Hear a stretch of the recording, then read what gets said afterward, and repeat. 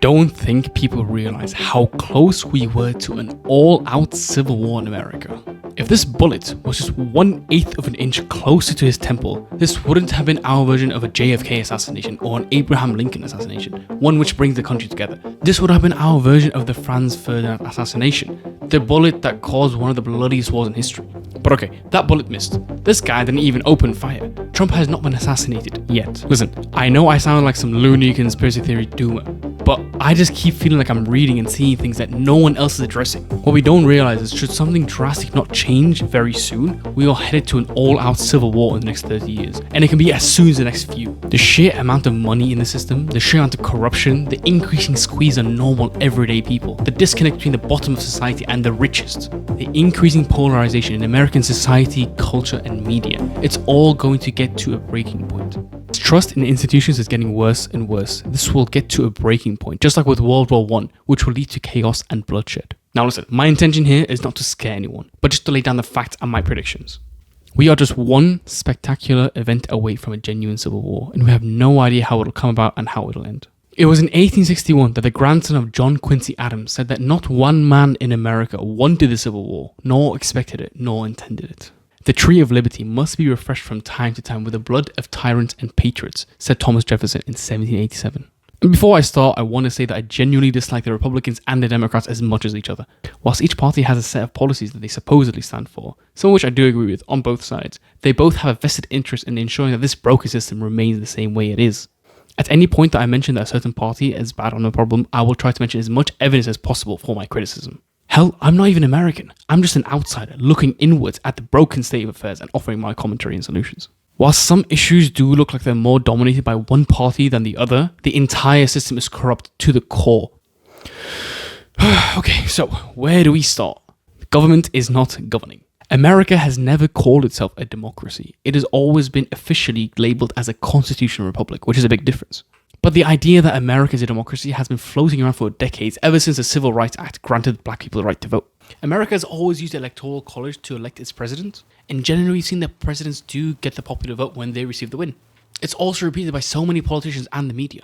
Last month, we lost a giant of American democracy in John Lewis. Resolved as it must be resolved through the honored institutions of our democracy. Our constitutional democracy enshrines the peaceful transfer of power. And we don't just respect that, we cherish it. So how are you supposed to have a good, proper election if there's no ID? It's just meaningless. And free speech is the bedrock of democracy.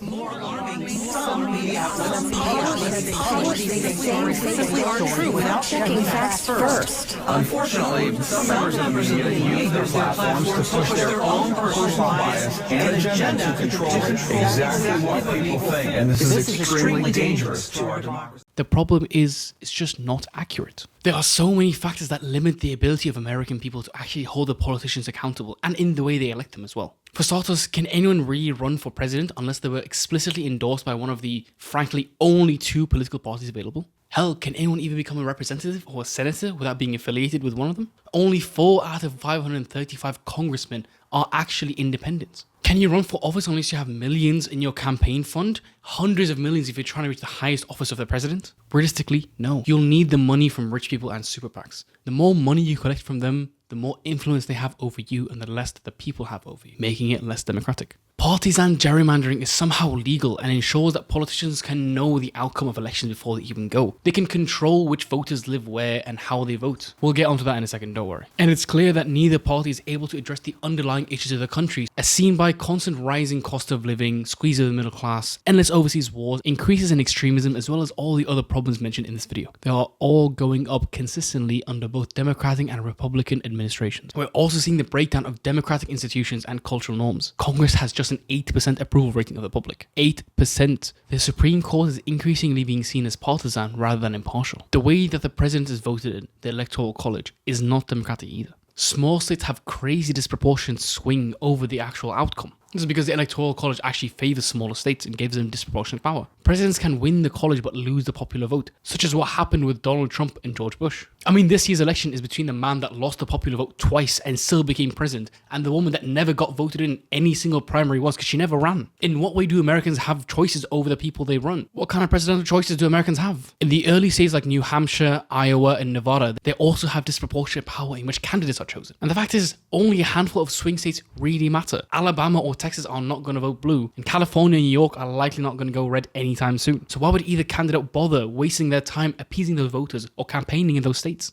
Much rather go to Pennsylvania, Michigan, Georgia, or South Carolina in this case. Many decisions are popular in the public, but not really taken into account on the party level, such as abortion, weed, Gaza ceasefire, or universal healthcare. If the system is only accessible to those who have power and money, you can only vote for a handful of pre-chosen candidates, and you're more accountable to the corporations that funded you than the constituents that you serve. How is that democratic? If every 4 years there's a ceremony of wave flagging and loving the country and patriotism suddenly, but the same problems of poverty and corruption exist, and there's no accountability for those who are unable to tackle it, how is that democracy? People are seeing the myth of American democracy for what it is, and they're waking up. 5 of the current 9 Supreme Court justices were elected by presidents who did not win the popular vote. Okay, so America is not a democracy. Big whoop. At least they're high on the trust meter, honesty meter, and low on corruption, right? Alright, let's do this quickfire. So we begin with the issue of gerrymandering, where the people in power actually have control of the borders of where people live. They effectively get to choose their own voters and where each one of them votes. They get to choose how certain districts come out, knowing full well beforehand what demographics live in each area.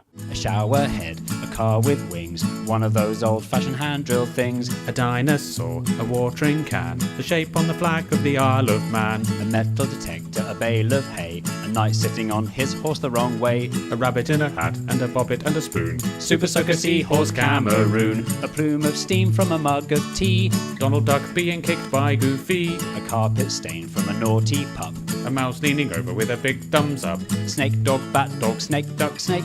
We'll be right back after the break. The president gets to appoint the Attorney General, the guy who's meant to keep him in check. Talk about conflict of interest. The cabinet of the president also has the power to dismiss the president should they see him as unfit to rule under the 25th Amendment. But the president also has the power to dismiss and appoint the cabinet as he sees fit. So how will that work? So where's the accountability there? The 3 branches of government, the executive, the legislative, and the judicial, all have checks and balances on each other to make sure that none of them gets too powerful. However, in an age of hyper-partisanship, those checks and balances fall apart, purely to partisan lines. The government does not function in the way that the founding fathers designed it for it to work in. If anything, it becomes too hard for the opposite party to do anything, and too easy for your own party to get away with anything. And then you sometimes have to look at the caliber of the politicians in Congress and think, is this really the best kind of people we have? How do you sustain a business model in which users don't pay for your service? Senator, we run ads. I see. So, you said today, as you often say, that you live in Singapore. Of what nation are you a citizen? Singapore. Are you a citizen of any other nation? No, Senator. Have you ever applied for Chinese citizenship? Senator, I served my nation in Singapore. No, I did not.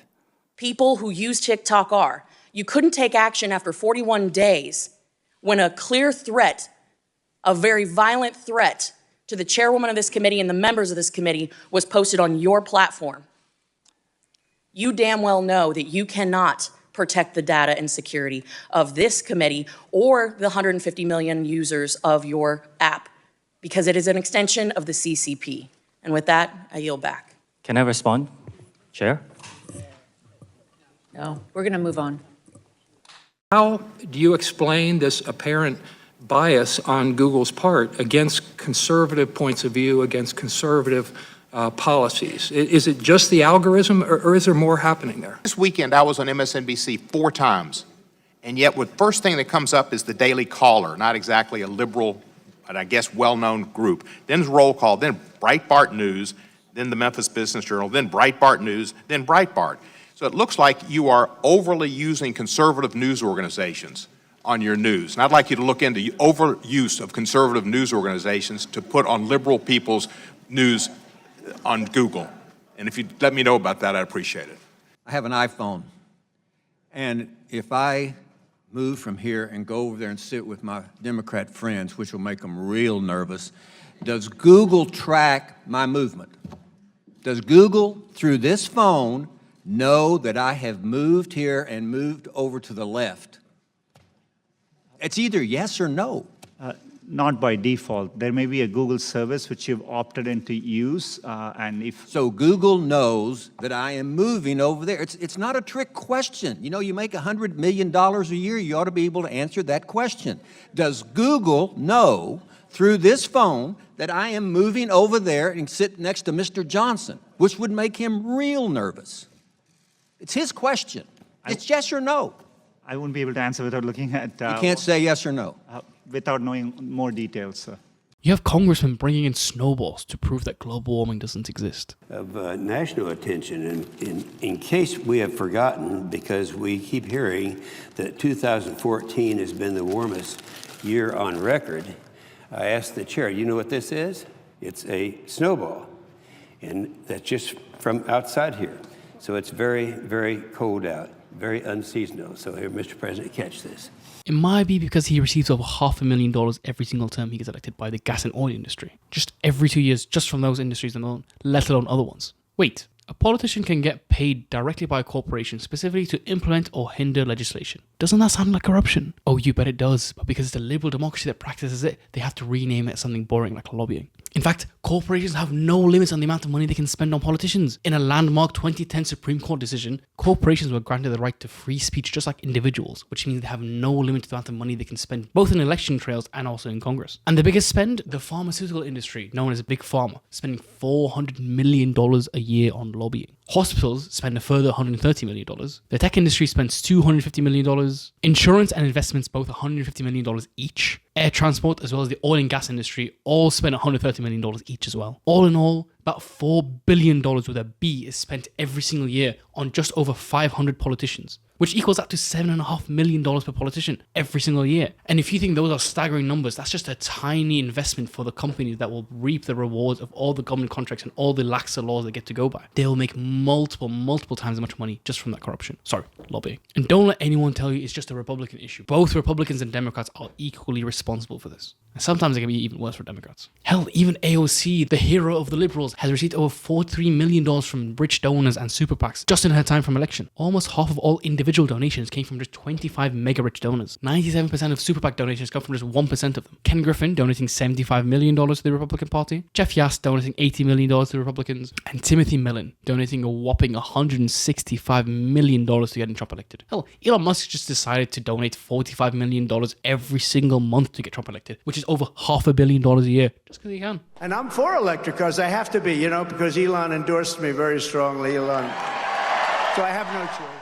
This list is not exclusively Republican. While 70% of the list is Republican donors, that means that over $300 million has gone to Democrats from just 41 individuals. And that's not counting people after the top 100 or the super PACs and corporations. And with that, we see growth of entire industries, such as the military-industrial complex, which is alive and well. America spends more on its military budget than the next 10 countries combined. 2 of whom are literally at war with each other. And a few of the others are preparing for war as well. If the military budget with $900 billion with a B was its own expenditure, it would be larger than all but the top 8 countries in the world. That's their entire expenditure, not just the military spending. I don't think we realize just how much money that is. Think what you want about what's going on in Palestine right now, but I'm sure most people can watch something like this. And according to your website, you're also, I'm going to quote here, a longtime Democratic Party activist who served as a member of the 2016 Democratic National Convention's Platform Standing Committee, close quote. Is that correct? That's correct. Okay. You support Hamas, do you not? Senator, oddly enough, I'm going to say thank you for that question because it demonstrates the purpose of our hearing today in a very Let's start first way. with a yes or no. Hamas is a foreign terrorist organization that I do not support, but you asking the executive director of the Arab American Institute that question very much puts the focus on the issue of hate in our country. Well, I got your answer and I appreciate it. What is the, you support Hezbollah too, don't you? Do I support Hezbollah? The answer is I don't support violence, whether it's Hezbollah, Hamas, or any other entity that invokes it. You can't bring yourself to say no, can you? No, I can say no. I can say yes. But what I can say is you just your can't line make of yourself do questioning. it. Do you support or oppose Iran and their hatred of Jews? Again, I'm going to emphasize, Iran, Hezbollah, Hamas, none of them is going to, this you discussion. You can't bring yourself to say no, sir, I don't support. It's real simple. Excuse me, I'm going to, if I may, as a Muslim woman, sir, I'm going to tell you I do not support Iran. But what I will tell you is that this conversation. I'm running out of time. I'm sorry. Let me ask you one more time. You support Hamas, don't you? You support UNRWA and Hamas, don't you? Sir, American witness before you and saying you support Hamas. You know what's disappointing to me? I do not support Hamas. Bring yourself I do not support Hamas. You don't support UNRWA. You don't support Hamas. You don't. I was very clear in my support for UNRWA. And you don't support Hamas. You should hide your head in a bag. And either do you see how much of an idiot he is or just how dishonest he's being? And I wonder why he would be dishonest in this scenario. Could it be because he's received $200,000 in funding from AIPAC, the American Israel PAC, from the time that he started, the largest pro-Israel PAC in the United States? What about Senator Josh Hawley, who said this? Why is this obsession with Obama and Biden to give all this money, billions of dollars, to Iranian mullahs? You know, I don't know the answer to that, other than I think, frankly, they just don't seem to like the state of Israel very much. Able to keep their own people safe. And listen, by keeping Israel safe, he will help make the United States of America safer, because these are terrorists. We shouldn't be shy about saying it. They are terrorists. They are butchers. They are murderers. And they would kill every American, too, when they were finished killing the Israelis. So it is important that Israel be able to defend itself and that the United States give Israel all the support that it needs. And frankly, we need to be putting together a coalition of people saying we stand with Israel. Hang on, get back to the coalition. Also received $200,000 from AIPAC. What about Senator Ted Cruz, who called for the banning of TikTok because it was spewing anti-Israel propaganda? In the United States, you are promoting to kids self-harm videos and anti-Israel propaganda. Received $1.3 million from, you guessed it, AIPAC. Regardless of what you think about Israel, this level of financial control over your own politicians is not secure, it's not safe, and most importantly, it's not democratic. Would you feel comfortable with the President of the United States receiving $4 million from the American Russian PAC or the American Chinese PAC? Even something like the American Canadian or the American British PAC would not be secure or not democratic, and definitely unaccountable to the American people, let alone all the other industries. This guy previously mentioned Jeff Yass. This billionaire donates money to any politician who's willing to fight the TikTok ban.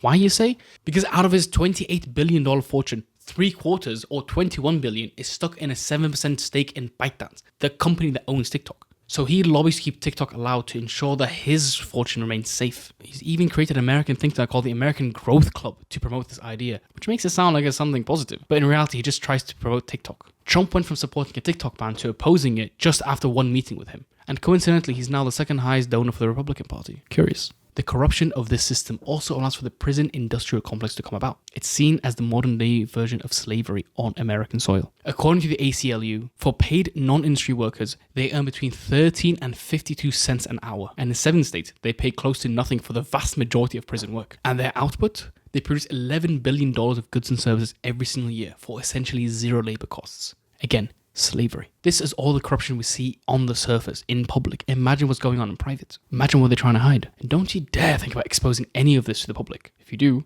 you'll end up like Edward Snowden, Chelsea Manning, or Julian Assange. Behind bars, in prison and extradited for trial, or seeking asylum in Russia.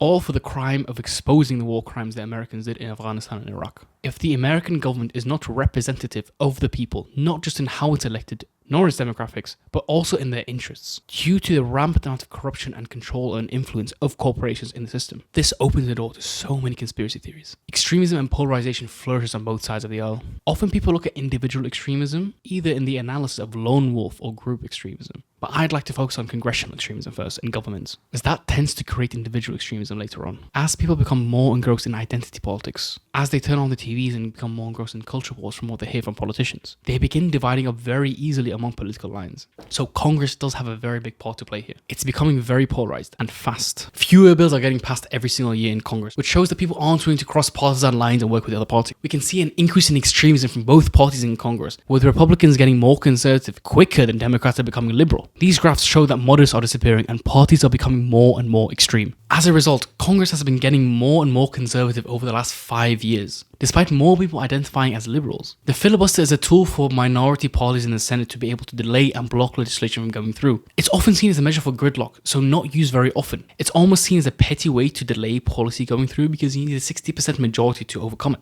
And that has pretty much become impossible nowadays because of the level of hyper-partisanship and the inability for people to cross the aisle and work with the other team. For that reason, the filibuster wasn't meant to be used often. And historically, that was the case. Until this happened. The increased partisanship and polarization in Congress has had devastating effects. An example are government shutdowns, which used to be non-existent. They're now much more common due to budget disagreements and leave thousands of federal employees without pay and many departments grinding to a halt. Other unprecedented events have also happened more often, such as the Republican-led Senate refusing to confirm the nominee for Supreme Court Justice. Not just that, they refused to flat out even have a hearing for him. Merrick Garland was a centrist nominated by Obama as a gesture for compromise. Republicans went one step further and said that should a Democrat have won the presidency in 2016, Hillary Clinton, they would have kept the spot open until the next presidency, even if it meant 8 years waiting without justice.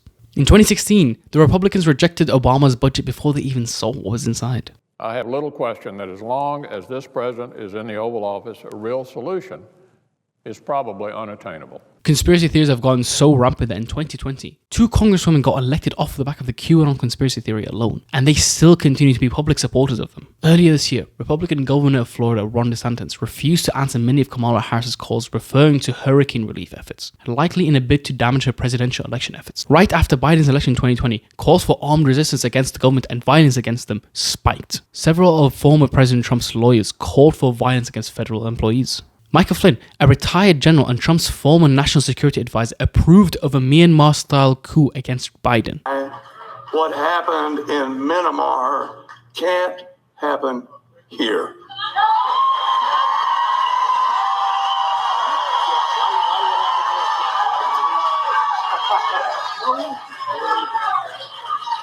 You know, no reason. I mean, it should happen here. No reason. But that's right. Certainly, the former president is in the far right area. He's certainly an authoritarian, admires people who are dictators. He has said that. So he certainly falls into the general definition of fascism. A speaker at a rally led by Donald Trump Jr. said, "We are getting ready to start shooting."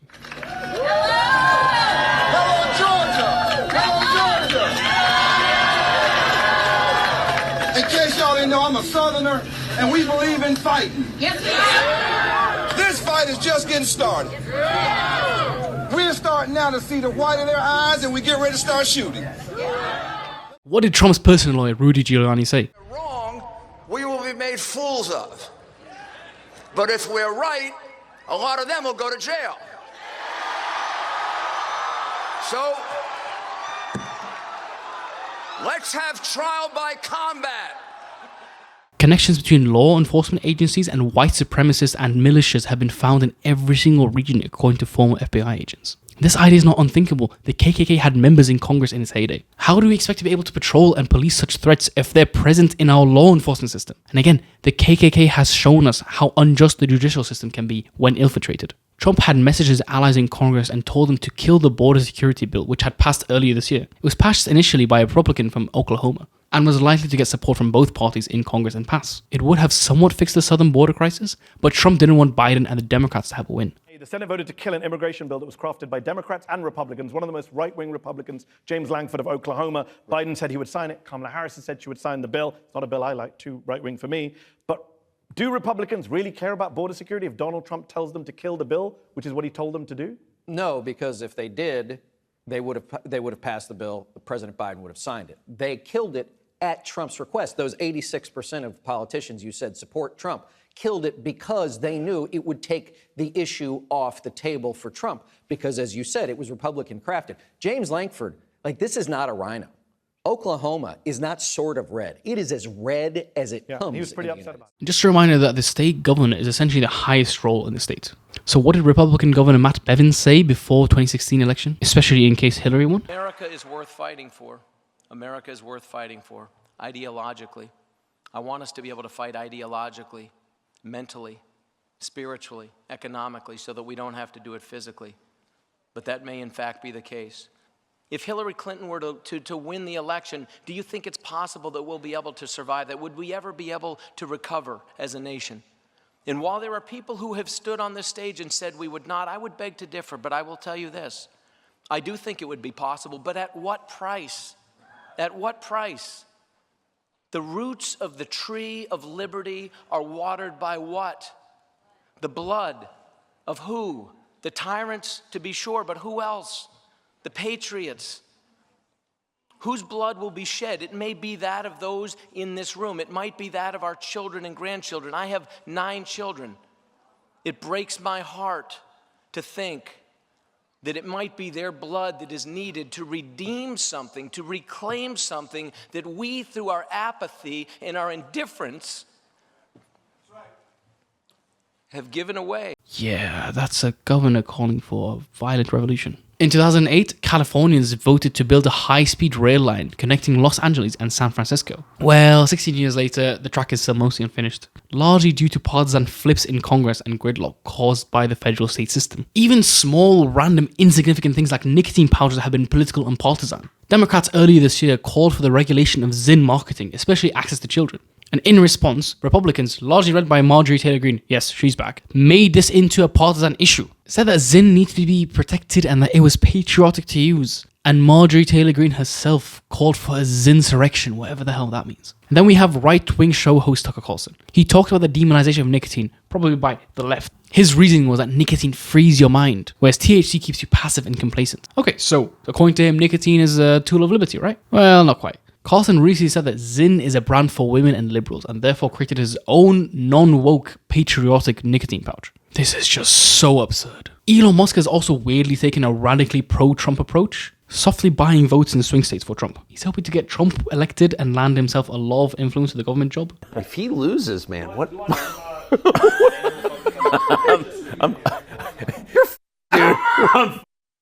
If he loses, I'm Because of this radical new stance, liberals, especially those in California, are now ashamed to drive Teslas, hurting the stock. An increasingly growing group of established Republicans are no longer satisfied with how Trump is running the party, and they're becoming quite vocal about it. This includes the likes of Chris Christie, the guy who ran against Donald Trump in 2016 as a Republican nominee, and then ended up dropping out and nominating him. Well, he has endorsed Kamala Harris now. I have an admission to make. 8 years ago, when I decided to endorse Donald Trump for president, I did it because he was winning. And I did it because I thought I could make him a better candidate and a better president. Well, I was wrong. I made a mistake. Susan Bales Ford, daughter of former Republican President Gerald Ford, has also endorsed Harris. Crazier yet, Dick Cheney, yes, the vice president under George W. Bush, has also said he will be voting for Harris. And so is his daughter Liz Cheney, who was the former House Republican conference leader. This just shows how far right the Republican Party has gone off. The vice president is no longer voting for them. Even George Bush Sr. did not vote for Donald Trump in 2016 before he died. Following the recent devastation caused by Hurricane Helene, Marjorie Taylor Greene, yeah, she's back, posted up a whole frenzy about how it was Democrats controlling the weather and punishing red states. This isn't some random conspiracy nut job on 4chan. This is a congresswoman. She did get community noted to hell though. The 2020 pandemic in general was a stark example of how gridlock America was and how extreme each party was. They struggled with collective action in the face of crisis. Not only were states radically different in their approach to it, but on the federal level there was so much gridlock that it caused the worst death rate in the world. Not only that, but extreme division, paranoia, and conspiracy theories going widespread. Even small, simple things like masks became partisan and political. For context, not only did the US have the highest death rate in the world for COVID, it almost had 3 times as many COVID deaths as India, a country far less developed, far less organized, far less prepared, more corrupt, less dense, and has 5 times the population. This is your brain on hyperpartisanship and political extremism,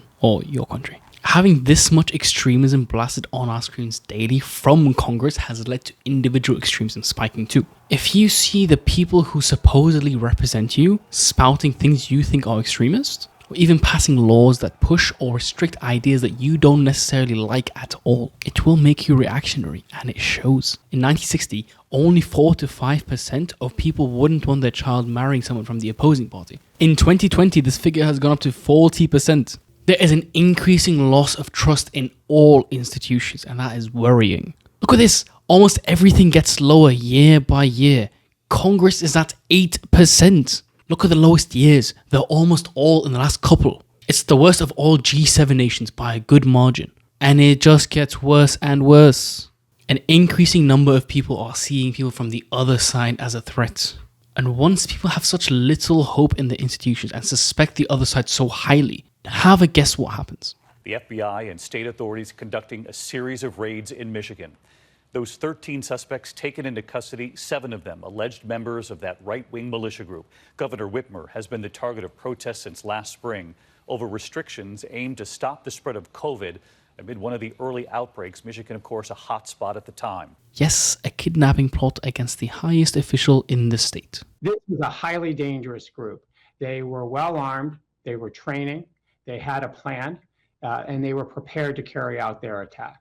According to the FBI, the men were apparently angry because of Governor Whitmer's restrictions during the coronavirus pandemic, including those on gyms. Tensions have been high in Michigan for weeks, with militia members, some of them armed, at one point descending on the State House last spring, intimidating lawmakers.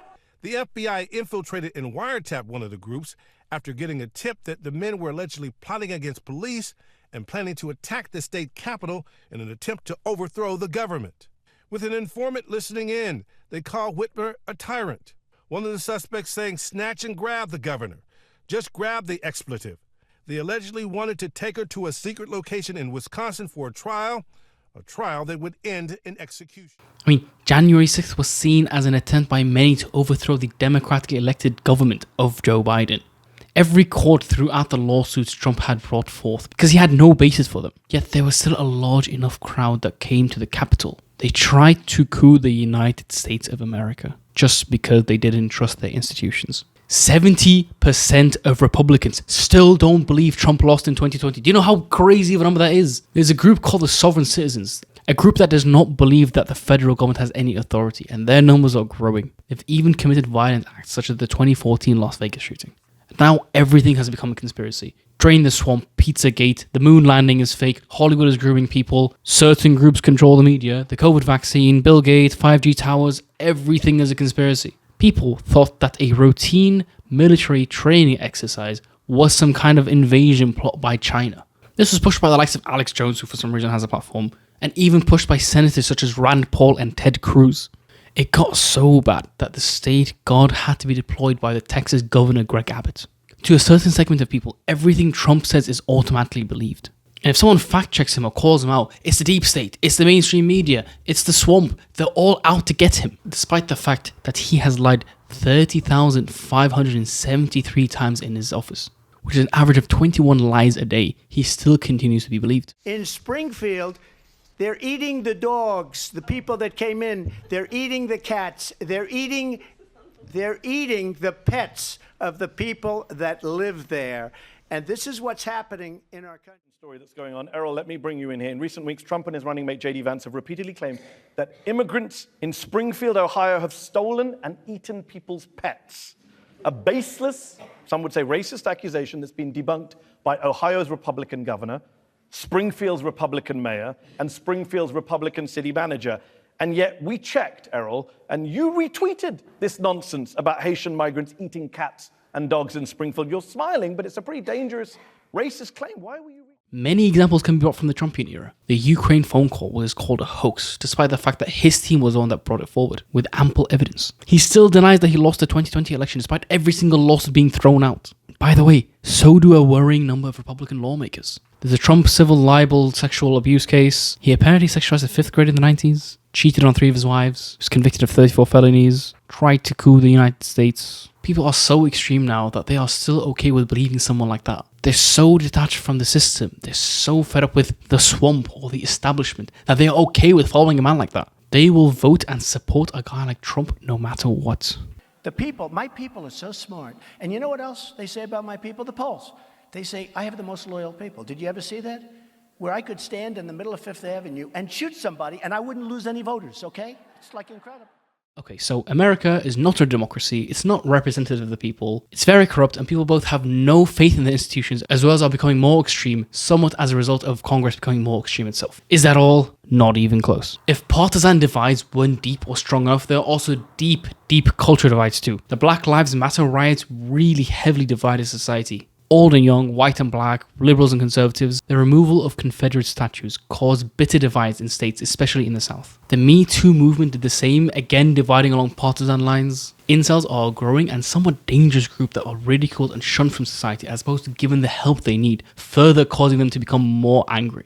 And then there's abortion. I have never seen a topic so divisive in my life. It is the #1 issue for young women in America, and after seeing what happened with Roe v. Wade, I can kind of see why.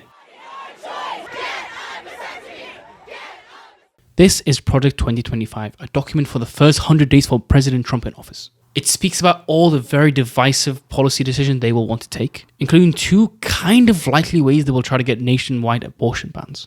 Whilst the document itself wasn't written by Trump and his team, it was done by the Heritage Foundation, who's headed by this guy. We're in the process of taking this country back. No one in the audience should be despairing. No one should be discouraged. We ought to be really encouraged by what happened yesterday. And in spite of all of the injustice, which of course friends and audience of this show, of our friend Steve know, we are going to full circle on this response and just want to encourage you with some substance that we are in the process of the Second American Revolution, which will remain bloodless if the left allows it to be. What a sweet guy who wants to bring the country together. Project 2025 was also drafted by some of Trump's personal lawyers, former staff in the White House, and biggest donors. More recently, Trump made moves to distance himself from Project 2025.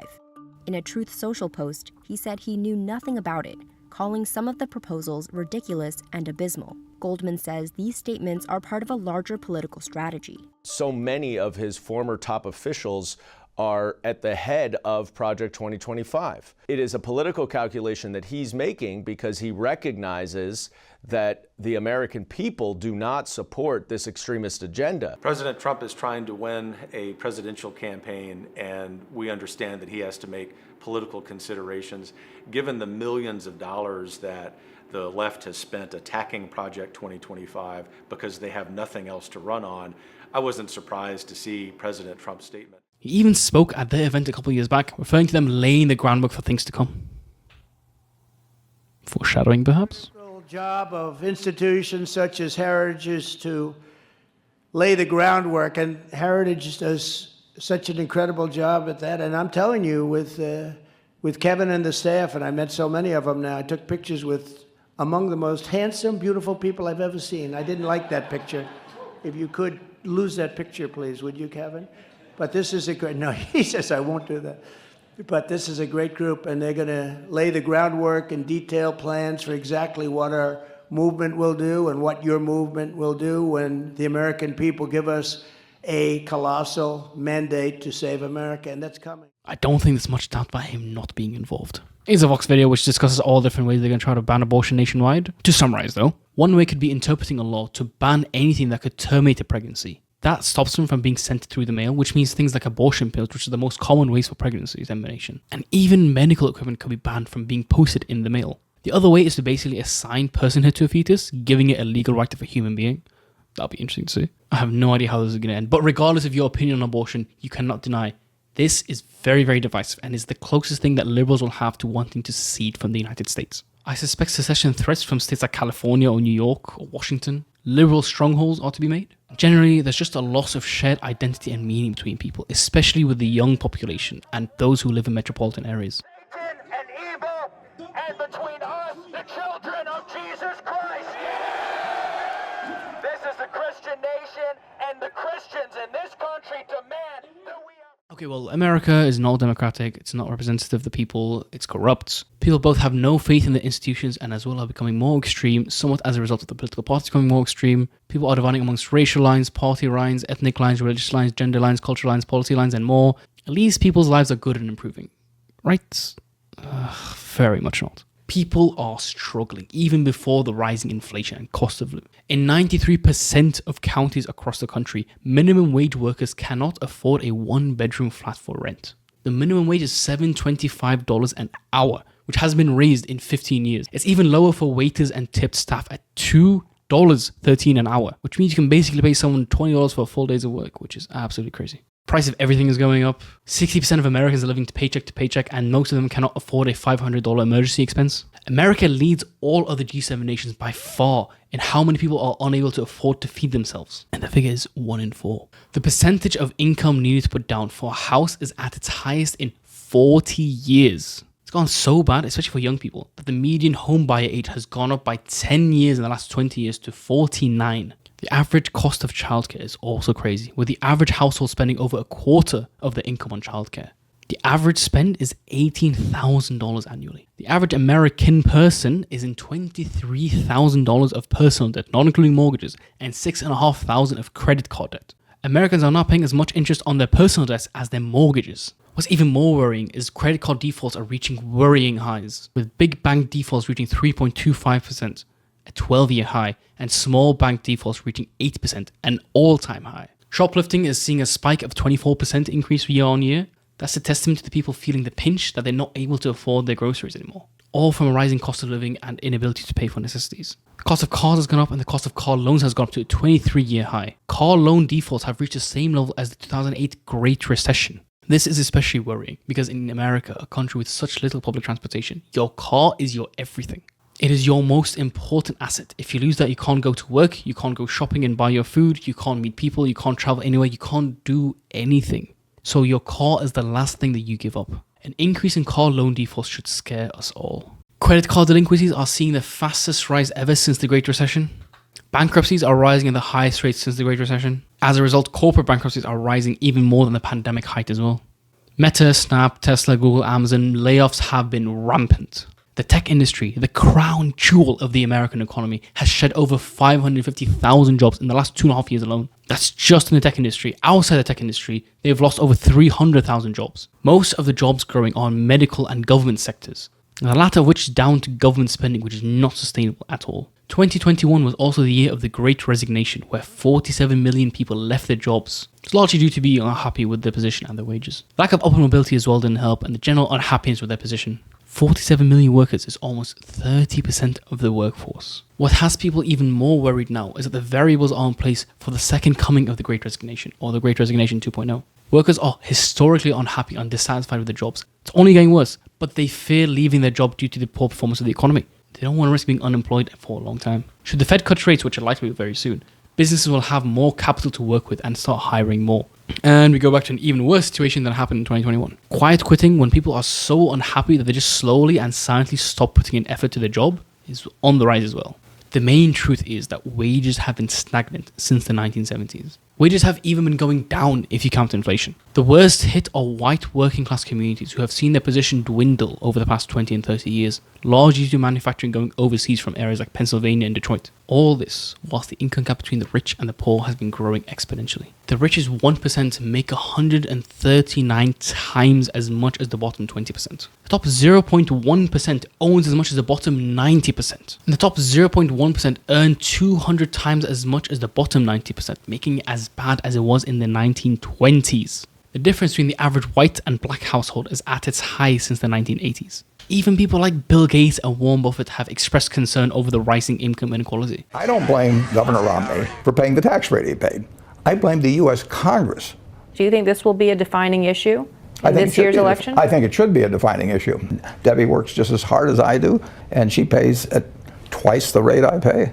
The student loan crisis has shown just how inescapable debt is and how bad it is for the economy. Almost a third of students are behind on their payments, and the average payment is down by half compared to this time last year, despite overall student debt going up, which means a lot of people are deciding not to pay it. Eventually, this will come back to bite them, which means that credit will be destroyed. The leading cause of bankruptcies in America is from medical debt, something which is free or very affordable in pretty much most nations in the world, regardless of what level of development they are. 90% of those with medical debt have taken out a second mortgage when they can, just to deal with the debt. The housing prices index for the 20 biggest cities is now twice as big as it was in the Great Recession, also known as the housing crisis. Oh god, man, the national debt has gone to fantasy numbers at this point. We're spending $1 trillion a year just on the interest. I'm honestly baffled by this number. I'm just curious to see how this will end up. My prediction is that it will not be resolved, but that's a story for another time. Normally, they could rely on themselves printing more money in order to get out of the situation, with them being the reserve currency of the world and having the petrodollar, but... Now, the global domination of the dollar is under threat, as more countries in the developing world are looking for alternatives. The latest call to replace the US dollar for global trade has come from Brazil's leader, Lula da Silva. He wants the groups comprising Brazil, Russia, India, China and South Africa, or what is called BRICS, to have a common currency. Lula was speaking at the New Development Bank, a bank created by the BRICS, located in China's Shanghai. He said, and I quote, "Why can't an institution like the BRICS Bank have a currency to finance trade relations between Brazil and China, between Brazil and all the other BRICS countries, who decided that the dollar was the trade currency?" If prices and wages getting worse is not bad enough, life is also just getting worse. The most common cause of death for under 18s is gun crime, and between 18 to 45, it's fentanyl overdoses. I'm going to say that again. If you're a child, the most common way you will die is by gun crime. And if you're 18 to 45, it's by an overdose of a synthetic opioid caused by an American family. Artificially caused by an American family, I might add, just for profits. Does that not sound absolutely nuts? That's not the sign of a healthy country at all. It's the only OECD nation without paid parental leave, paid sick leave, universal healthcare, holiday pay. 1/3 of kids live in single-parent households, up from 23% just 5 years ago. Figure goes up to 70% in areas like Detroit. Black kids are the most overrepresented in this, with 63% of black kids living in single-family households.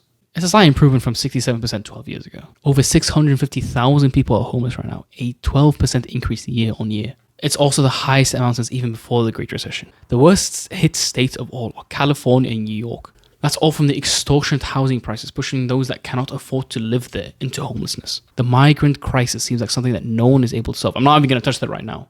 A lot of big cities essentially still practice segregation from the Jim Crow eras. It's been left untreated since the redlining era. Banks still offer worse rates for black people compared to white people with the same credit scores. Most redline communities are still black even to this day. I won't even be able to get into the loneliness epidemic where large swaths of people, especially unattractive men, are unable to create long-lasting platonic and romantic relationships.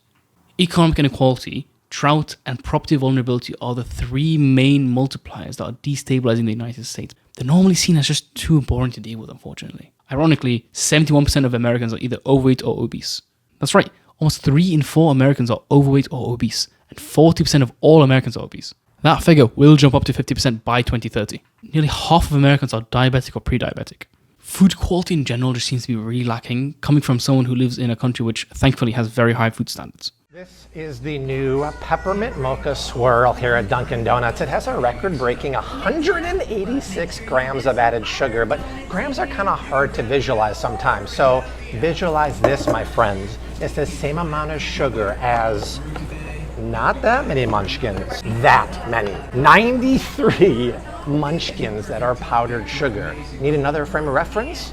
It has that much sugar. That is 46.5 teaspoons of white cane sugar in a freaking car. Difference between pre-ground black pepper and whole black peppercorns, because some purveyors have been known to add papaya seeds, twigs, leaves, and sand to their ground pepper, and you can't tell. If you grew up with Parmesan cheese in the bottle, we all did, but you can do better. But if you see the ingredients, you'll see powdered cellulose. It's not bad per se, but it's wood pulp. And fun fact, up to 8% of the volume of the canister. Coffee is one of the most expensive agricultural products in the world, which means it's rife with fraud, especially when you get ground coffee beans, because they can oftentimes put in there dried corn, soybean, twigs, and more. And because it's ground and it's in a bag like that, I find it a little strange that this bottle of Coca-Cola is sweetened with GMO high fructose corn syrup here, but the same bottle in the UK is sweetened with real cane sugar. Our beloved ketchup at home is sweetened with 2 doses of corn syrup, but the same bottle of catsup in jolly old England is sweetened with cane sugar. And that's smart because high fructose corn syrup is sweeter than sugar. It's cheaper and it's absorbed into your bloodstream. Your favorite sports drink isn't red from natural coloring. It's with red 40 and orange thanks to yellow number 5 artificial colors derived from, wait for it, petroleum or crude oil. But this same bottle in Europe, for example, is colored with beets or beta carotene, but they give us the nasty stuff here. That's not including all the hormones, preservatives, and chemicals that are banned in multiple parts of the world, especially Europe. It's no wonder that food poisoning rates in the US are 10 times more common than they are in the UK. Okay, so America is not a democracy. It's not representative of the people. It's very corrupt, and people have no faith in institutions, as well as are becoming more extreme, largely thanks to political parties becoming more extreme as well. People are becoming more divided amongst party lines, racial lines, ethnic lines, religious lines, gender lines, cultural lines, policy lines, and more. The price of everything is going up whilst real wages are going down, also while seeing how the rich are getting richer and the poor are getting poorer, and that it'll all supposedly trickle down to them. The average person will either be shot dead if they're under 18 or by a fentanyl overdose if they're 18 to 45. They're probably overweight or obese, diabetic or pre-diabetic. They can't deal with an emergency $500 bill. They can't afford the credit card loans or the car loans. Rent is eating up between half and 2/3 of city pay. The student loans have spiraled out of control. The national debt is spiking like there's no tomorrow. Droughts will ensure that there isn't enough food to live on, which could cause global shortages and famines. Americans are lonely, depressed, lack relationships both platonic and romantic, are unhappy with their jobs and have to shoplift just to survive. They might end up as climate refugees. They have no paid maternal pay, paternal pay, sick leave or holiday pay, universal healthcare, and generally have no economic or social safety net, nor community supporting them. Are we really surprised that people expect there to be a civil war in the next 10 years? And when I say people, I mean 40% of people expect a civil war in the next 10 years, including more than half of Republicans. 1 in 4 Americans supports their own state seceding from America, including over 30% of Republicans. As a side note, if you found this video insightful, a subscribe would be appreciated. His blessing. I want to tell you that this marks the start of the Second American Revolution. Sorry to be standing here in front of the Capitol where my governor certified this fraudulent election. This will be, if it comes to it, it will be the foundation of a second Revolutionary War, and we're here to hold that line. Some see it as patriotic. Daniel Miller, head of the Texas separatist movement, says that we're not withdrawing from America, we're withdrawing from the economic and political union of the United States of America. Those two are not the same. Experts, including retired Colonel Peter Mansour, believe that a modern American Civil War would be represented with fighting on the streets. Widespread violence between individuals and groups on the street rather than traditional battlefield warfare. There are over 400 million guns in the United States, with more than 23 million being bought in 2020 alone, and ever since then, no year has it gone below 16 million. The prepper community, a community of people that are preparing for the downfall of civilization in America, are growing. Historical parallels are drawn between the first Civil War, where people did not expect it to happen. Supposedly, even the most astute observers failed to notice its inevitability. Supposedly before it was too late. Climate change, the credit crisis, the shrinking middle class, the loneliness epidemic, the overthrow of so-called democratic institutions, the obesity crisis, the passing of extremely divisive policies such as a nationwide abortion ban, the defaulting of millions of people on the loans due to their inability to afford it, the housing crisis, the fentanyl crisis, or even the government defaulting on its own loans or printing their way out of it causing hyperinflation. Just 2 of these problems would be enough for a recipe for disaster for a country, let alone all of these at once and more. All this in a country which, frankly, just hates each other. I'm actually quite surprised it's held on for so long. So, what's the solution? Well, I have my own theories, but they will not be implemented. America does have a national religion. It's not Christianity, it's federalism. With the founding fathers as its prophets and the Constitution as its holy scripture, with the government as its church. Just like a religion, there is strict adherence to its policies, with little leeway or leverage for change. Something I hope you've picked up on is the fact that I've not mentioned one party too much, because this is a bipartisan problem. This is a constitutional problem. The Constitution is simply outdated for our modern world. Some problems are more prevalent with some parties. This gridlock and hyper-partisanship is what will bring the downfall of America. Okay, so to summarize, the Civil War will happen because the Constitution is outdated and impossible to change, especially with today's hyper-partisan government. This leads to corporate interests taking over and making people's lives worse year on year. Americans used to be united by the enemies they had, not by the values they shared. The values they shared were never universal. They had the Germans, then the Russians, then the Afghans, then the Muslims, and now the Chinese. Now we've gone to the point that there's no foreign enemy strong enough to distract the population from their own worries and problems. An insurrection can begin to happen as soon as this election. If Donald Trump is to win, then I can see it happening through him packing the Supreme Court with his own nominees if he's actually successful in getting them. There are many policy decisions he can take that will be divisive, but again, as I mentioned before, I can see the abortion ban being the most divisive and actually most likely to cause a somewhat civil war, probably in the form of secession threats from places like California. This is all planned for on Project 2025. Such a strong and divisive topic that I genuinely see major shifts and emigration coming out just from this one policy alone. Should Kamala Harris win, Project 2025 and the Trump campaign has already shown us how it will cause so many problems.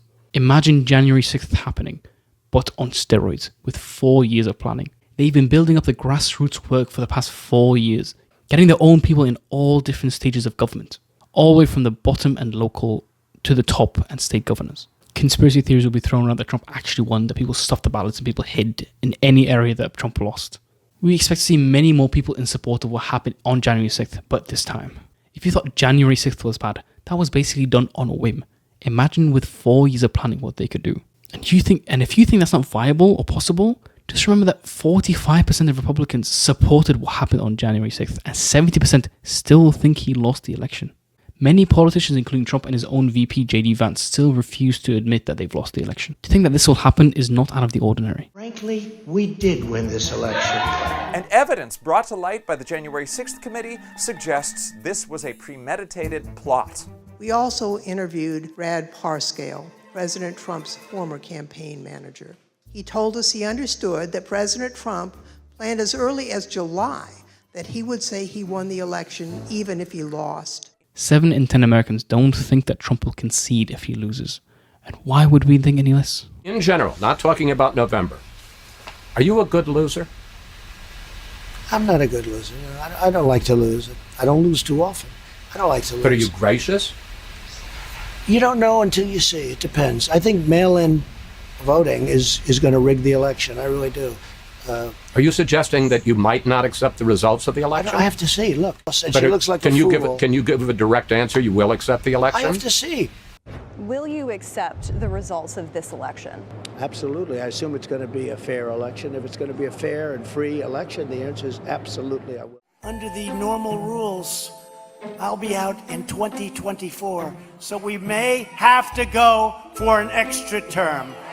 We're going to have to extend my second term because 2026, I'm going to have to extend it for a couple of years.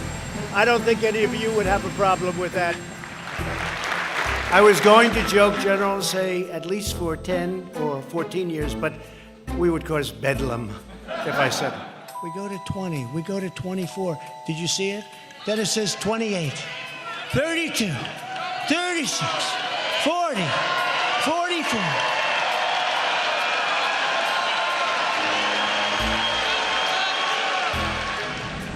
He's now president for life.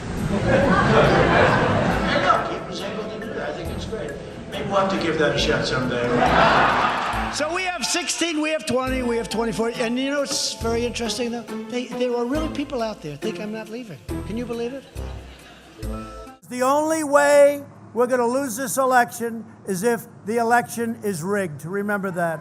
Now, if I don't get elected, it's going to be a bloodbath for the whole... That's going to be the least of it. Winning is easy. Losing is never easy. Not for me, it's not.